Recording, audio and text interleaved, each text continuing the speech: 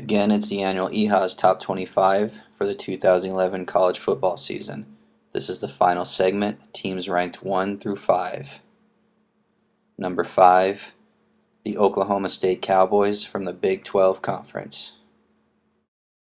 There looks to be plenty of fireworks in Stillwater in 2011, considering they have 9 offensive starters returning, including all 5 offensive linemen, quarterback Brandon Weeden, and star wide receiver Justin Blackmon. Blackmon is truly one of the best wide receivers in the nation. He's a deep threat but can also score from anywhere on the field. He can beat any coverage one-on-one, but can also find the windows in zone coverage and give Weeden a nice open target to find. They'll have to replace versatile running back Kendall Hunter, but this is a team that learned to rely on other players when their stars went down. Like in 2010 when Blackmon was hurt, they relied on other role players to step up, keep pace, and keep them as one of the top scoring offenses in the nation. Everybody knows that Oklahoma State can toss the ball all over the field at will, but new offensive coordinator Todd Monken will try to create balance for the Cowboys and make them an even more potent attack and harder for defenses to stop. The defense does return 7 starters, but this is a team that clearly relied on the offensive firepower to get them 10 wins last year. So look for Oklahoma State to become more of a balanced offense, but still high-powered through the air, and have the defense step up to get Oklahoma State to that next level. Number 4, the LSU Tigers from the Southeastern Conference. The Tigers were a team that relied on a lot of luck in 2010, a lot more than they would have liked. They like to rely more on their athleticism and pure team talent to get the W's in 2011. The Tigers were primarily a run-first team in 2010, due mainly to the inconsistent play at quarterback and the constant rotation of Jarrett Lee and Jordan Jefferson.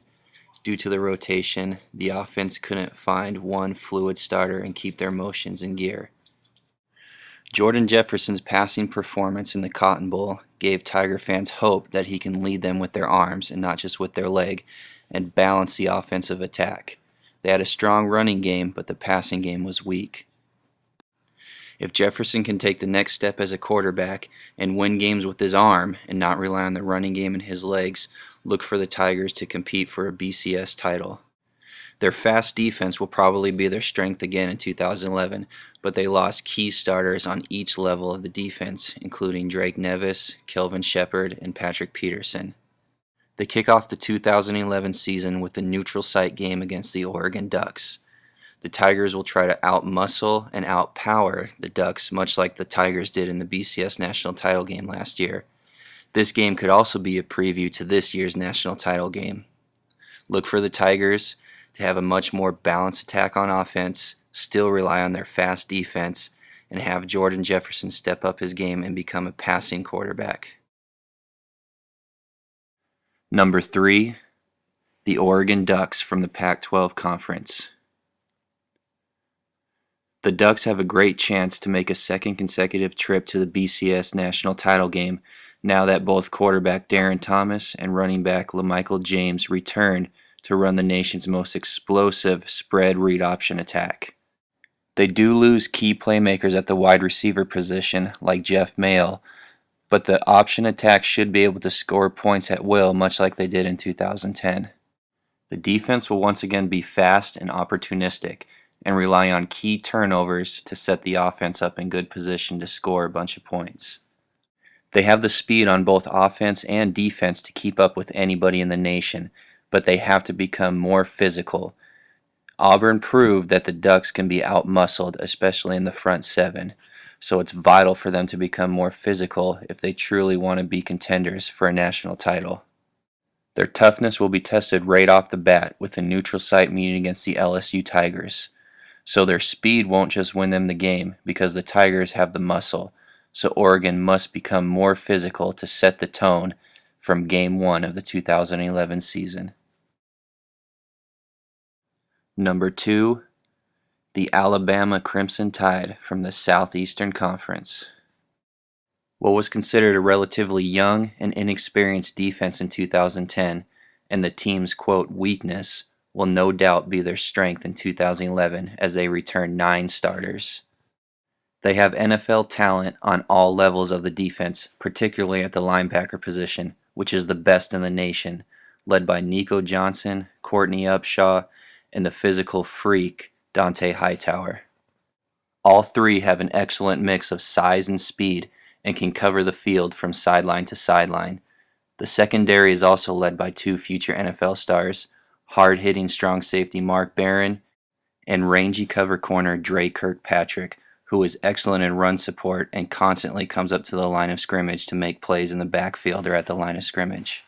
The defense will definitely carry the weight of the team in 2011 as the offense lost a lot of star power, including quarterback Greg McElroy, running back Mark Ingram, and wide receiver Julio Jones.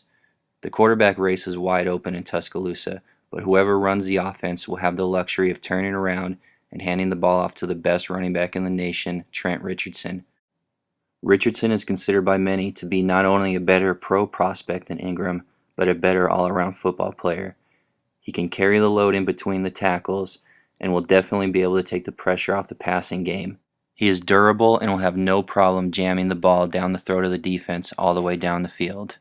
The quarterback position is no doubt Alabama's weakness heading into 2011, but if they can find a consistent starter to manage the game, hand the ball off to Trent Richardson, and rely on the best defense in the nation, Alabama could once again be the national champions.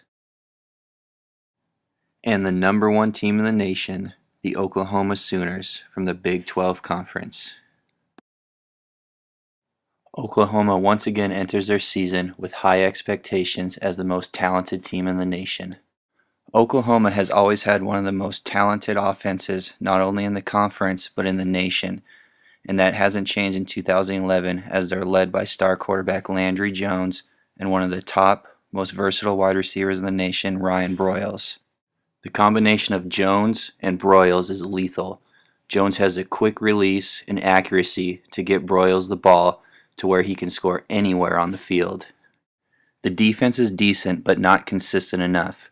With the emergence of offenses like Texas A&M and Oklahoma State, the defense will have to step up their game in an extremely high-scoring conference.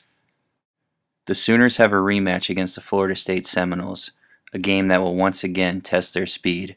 Last year they thumped Florida State, but this year it will be a completely different environment as they travel to Tallahassee. Oklahoma hasn't always been able to live up to their high expectations entering the season, and Bob Stoops is known for blowing the big game. But this 2011 Sooner team has the talent and skill to get Stoops over that hump and win a national title in 2011. To recap the top 5 teams, there's number 5 Oklahoma State, number 4 LSU, number 3 Oregon, number 2 Alabama, and number 1 Oklahoma. Now for a full top 25 recap, we have number 25 TCU, 24 West Virginia, 23 Florida, 22 Virginia Tech, 21 Texas, 20 Wisconsin, 19 Boise State, 18 BYU, 17 Missouri, 16 Georgia, 15 Ohio State, 14 Arizona State, 13 Notre Dame, 12 Michigan State, 11 South Carolina, 10 Nebraska, 9 Arkansas, 8 Texas A&M, 7 Stanford, 6 Florida State, 5 Oklahoma State, 4 LSU, 3 Oregon, 2 Alabama, and number 1 Oklahoma. And there's the Ehasz Top 25 for the 2011 college football season. I'll be updating the top 25 each week throughout the season, as well as up-to-date matchups, player rankings, player analysis, bowl game predictions.